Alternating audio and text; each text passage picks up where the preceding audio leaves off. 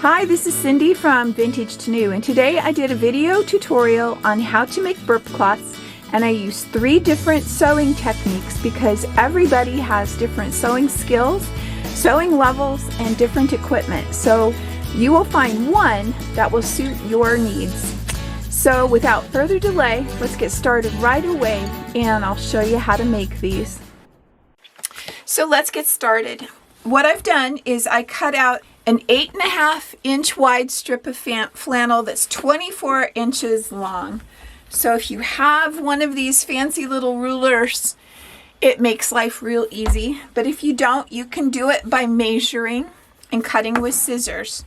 So I'm going to take 2 of these out of the way for right now. And we'll talk about our first way that we're going to do this. I want to round the corners on all 4 corners. Now, there's fancy equipment you can have to do that, but I just went to my kitchen and got a little dessert plate, salad plate, whatever, and I'm going to sit this in the corner, and you can see that I have it so that it just touches the edge here and here, and I'm going to draw that circle. So that's a nice curve right there. This is called a Frisson pen, or it's like a Frisson pen. And whenever you iron these, the mark completely disappears, but you can use whatever you have. Because we're going to be sewing on this, you could even probably use just a pencil, a light pencil or something like that.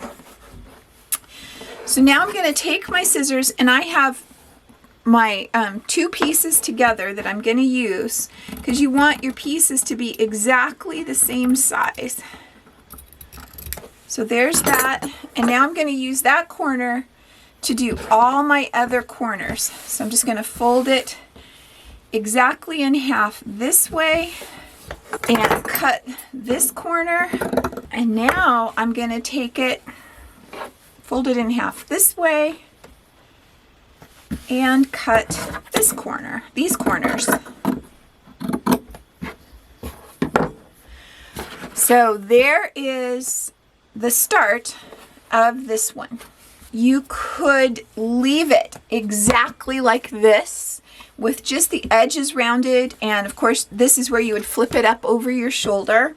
Sometimes it's nice to have the center cut out just a little bit so that your neck, it kind of fits up closer to your neck and it covers more of your back and your front. So if you wanted to do a peanut shape, if you do coming in on both sides, like a peanut, it would come in here and here, we could do that.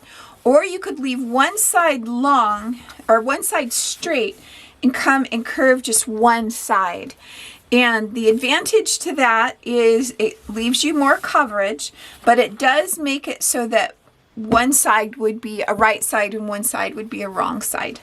So I'm going to do just one side. So I'm going to fold it back in half, and it doesn't have to be a lot. So I'm going to measure in 1.5 inches, make a mark. And then I'm going to come down to here. Let's say, as you can tell, you just kind of wing these things. There is no absolute perfect way to do any of this. So if you have fabric that's a certain size or something like that, you know, adjust. And then I'm just going to take my pen and by eye attach those 2 marks. So I still have a lot of space here. I have this. Perfect. So now I'm just going to cut this.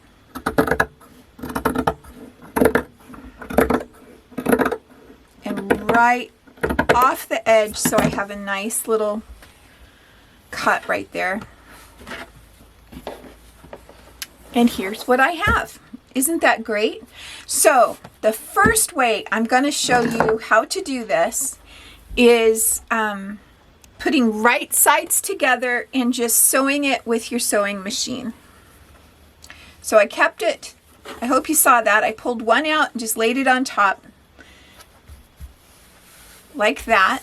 I didn't flip it end to end, even though it should be really close to the same. It might not be perfectly cut. And so I'm gonna pin it, but I'm gonna mark over here. So let's mark a 5-inch opening here on this side. So I'm gonna leave that open so I can turn it right side out. So then the rest, you just pin it all the way around and you sew from here all the way around to here. And I back tacked right here, sewed all the way around, ended here, and back stitched. Now, because this is a curve and because we're going to turn it right side out, you do what's called clipping around the curve. So around this curve, about every 1/2 inch or so, just snip in close to your stitches, but don't clip any of your stitches. That will cause a big problem.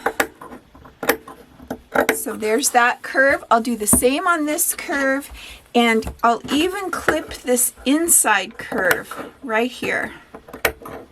Okay, so now we're going to turn it right side out through this opening that we left here.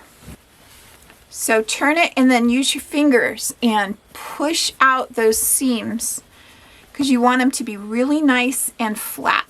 And see how that's kind of stuck in there? Just push it with your fingers, making sure it gets turned out really nice. I wet my fingers, and you can do this. You kind of twirl that back and forth, and it gives it turns it out a little tighter, a little better. All right, so you just work that until it's all turned out. So it's all turned out. I took it over and I pressed it so it's nice and flat. So now we're going to work on this little spot right here, and we're going to turn this under so that it makes this side line up and look nice and straight, and your front piece of fabric and your back piece of fabric line up at the edge just perfectly, or at least the best you can do. And then we're going to put a pin in it, and I like to pin so that my pins come off the side. Then when you're sewing, you can really easily just pull them out as you're going by. So now I'm going to go over to my machine and I'm going to top stitch all the way around. There is one more step if you wanted to do it, and it just makes it a little bit more secure, the pieces of fabric together instead of getting kind of bunchy. Sometimes that can happen. It doesn't have to be the exact center, but draw a line down the center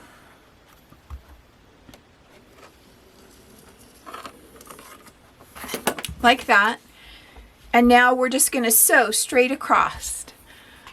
Okay, so it's completely sewn across, and I thought you might enjoy, if you've never seen a Frixion pen in use before, see what happens. So here is that blue line, and here's my hot iron, and it really is just like magic.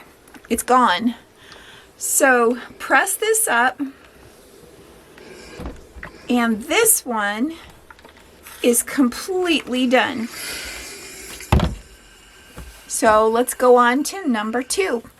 Okay, I'm starting out with the same size piece of fabric, and I've rounded the corners using the little plate just like we did before.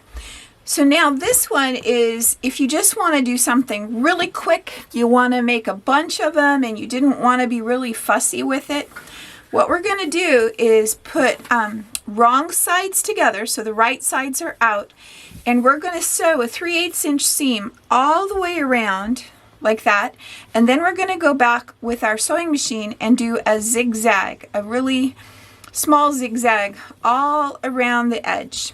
So it's not as nice as the one that we turned right side out, but it's very usable. Okay, I've set up my camera this way so that I can show you what I mean by zigzagging around the edge.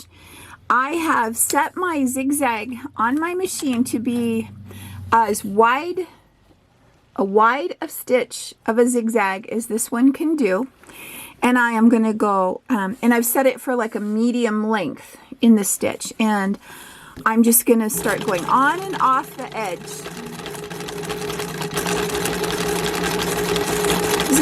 over casting. You use this in sewing sometimes if you want to finish a seam and you don't have a serger. So I'm sewing so close to that edge that it goes on and off the fabric. So you just continue all the way around. So here's a close-up look at what the edge turns out like. It does have a little bit of fuzzing along the edge, and I went around this 3 times. So there's 3 sets of zigzags here. This is going to get washed practically daily, so you want it to be as strong as possible.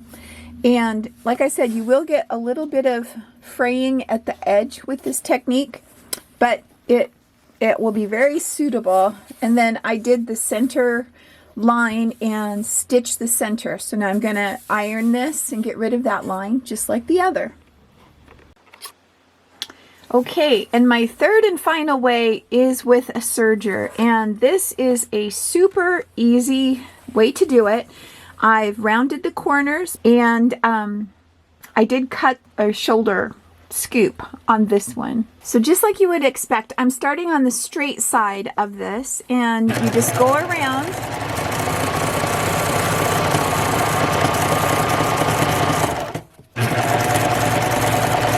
Allowing the serger to do all the work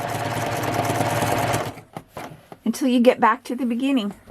Okay, so here it is, all serged around the edge, and I did do the neck cutout, and I did do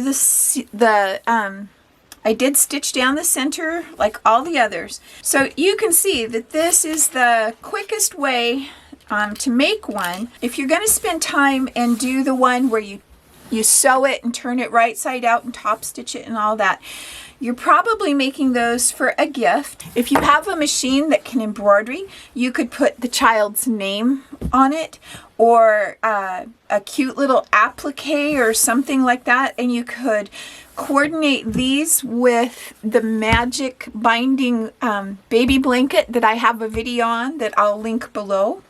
So until next time, this was Cindy from Vintage to New.